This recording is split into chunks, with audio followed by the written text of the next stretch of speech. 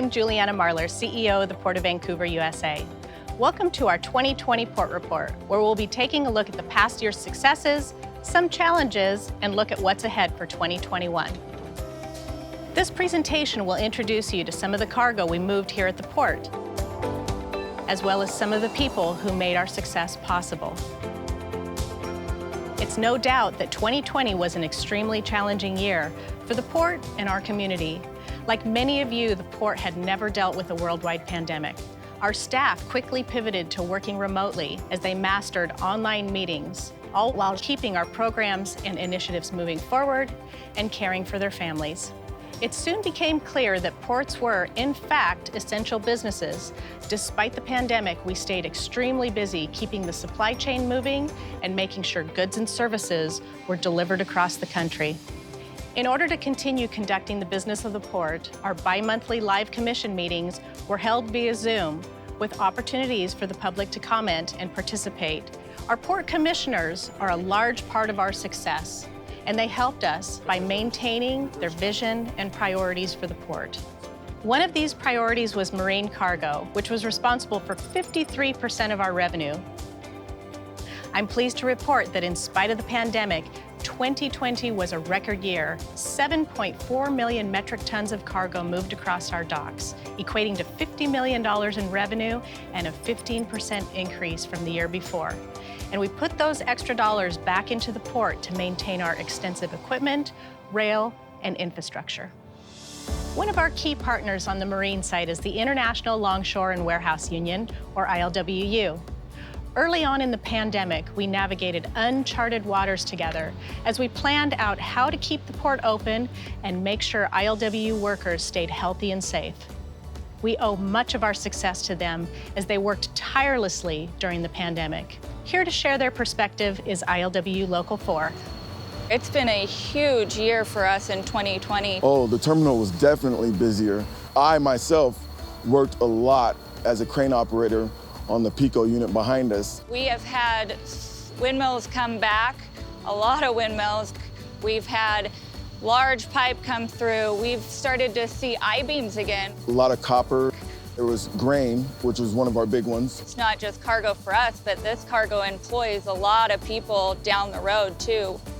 Even during the pandemic, our trucks, trains, and ships continued to operate efficiently, providing some much-needed stability for our workers and customers during an uncertain time. 360 vessels visited the port, bringing in autos, steel, and wood pulp. 5.4 million metric tons of grain arrived via rail and barge and were exported from the port on the mighty Columbia River, voyaging out to feed the world. The Port of Vancouver, USA receives 10% of our nation's wheat, and United Grain is the largest storage facility on the West Coast. Last year, 63,300 rail cars rolled into the port, delivering an array of grain and mineral bulks. We handled 337,000 metric tons of copper concentrate that was shipped overseas and used for the manufacturing of car batteries and wiring. Nearly 90,000 Subarus arrived at the port, bound for owners in the Pacific Northwest and as far east as Ohio.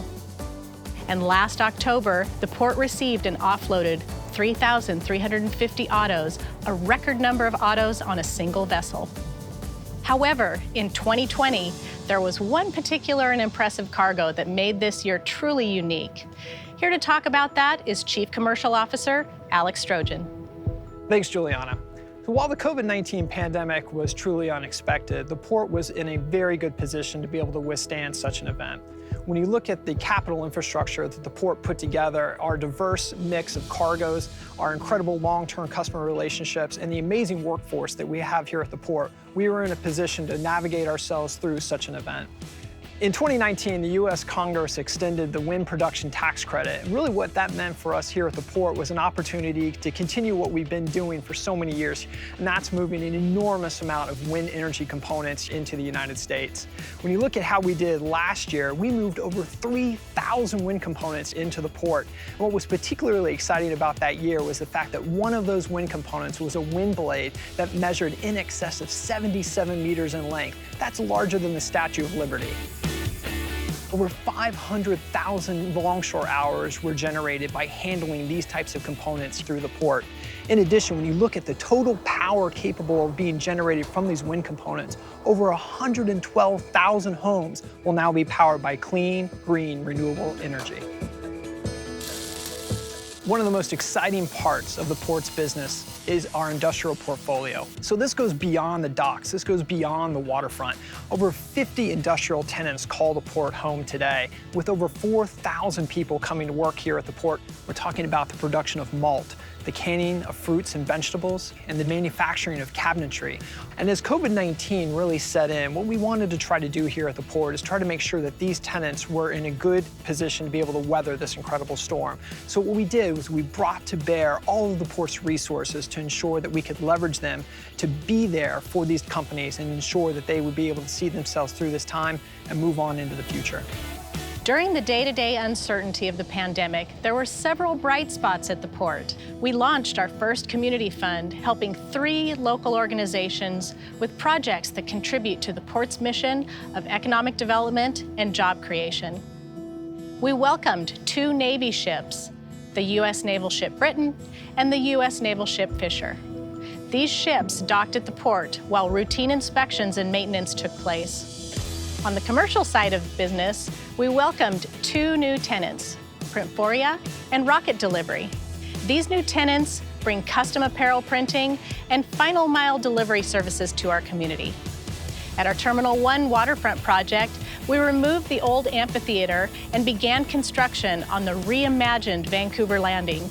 It will feature public access to new open spaces and grand river vistas, establishing a welcoming place for the community. This project also includes an extension of the popular Renaissance Trail. The Terminal 1 AC Marriott hotel construction continues and will feature 150 rooms, meeting spaces, and on-site parking. Keep an eye out for the grand opening scheduled for 2022.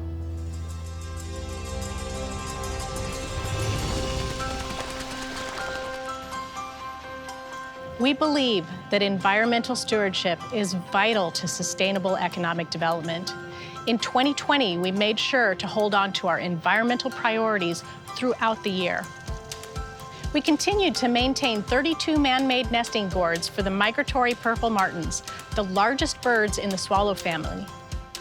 The port worked with the Richfield National Wildlife Refuge to provide nesting opportunities for these protected species at the Columbia River Mitigation Bank. In 2020, we celebrated 18 hatchlings that were ring-banded with a unique identifying number so the U.S. Fish and Wildlife Services can follow their life cycle.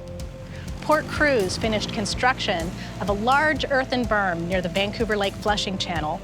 The 12-foot-tall, approximately 3,500-foot-long berm will serve as a visual and sound buffer for the nearby sandhill cranes and other migratory species that feed, forage, and rest nearby. In 2021, we have a lot to look forward to. The future is bright for the Port of Vancouver, USA, and I would like to thank the talented and dedicated staff at the port for all their hard work and perseverance in the past year. They truly are our most valuable asset. We will continue to move forward with our strategic plans in the coming year. We will seek out new industrial tenants to meet our #1 goal of economic prosperity and jobs for Southwest Washington. We will continue to invest in our marine infrastructure, our docks, and equipment, making the Port of Vancouver, USA, the port of choice for the shipping industry. Terminal 1 will continue to be a priority for the port. As we complete Vancouver Landing, we will turn our attention to additional office, commercial, residential, open space, and a new public market at the waterfront. The port reinvests its revenue into purchasing new assets, as well as repairing and upkeep of our current assets, like our equipment, buildings, rail, and roadways. Keeping all of this in excellent working order helps the port stay competitive. We are moving forward with the development of a climate action plan. This plan will help guide decision-making in the coming years. Port staff is currently working with a team of industry consultants on a greenhouse gas inventory that will help guide and inform the development of initiatives to reduce port emissions. We also recognize that residents of our region enjoy spending time outside. That's why we're going to continue to invest in trail systems like the Renaissance Trail at Terminal 1 and the popular multi-use path that takes cyclists and those on foot safely past port property along Lower River Road. And finally, we look forward to reconnecting face-to-face with our community. We've missed seeing you at port tours and community events. The compass is finally pointed in the right direction as we recover from the pandemic, so we look forward to seeing you soon. I want to close with a big thank you to our local community. Your support of the port, our staff, customers, and businesses provides the wind in our sails. As we enter our 109th year in the Vancouver community, we hope you feel the same sense of accomplishment in the port that we do. Thanks for watching our 2020 Port Report, and we hope to see you next year in person.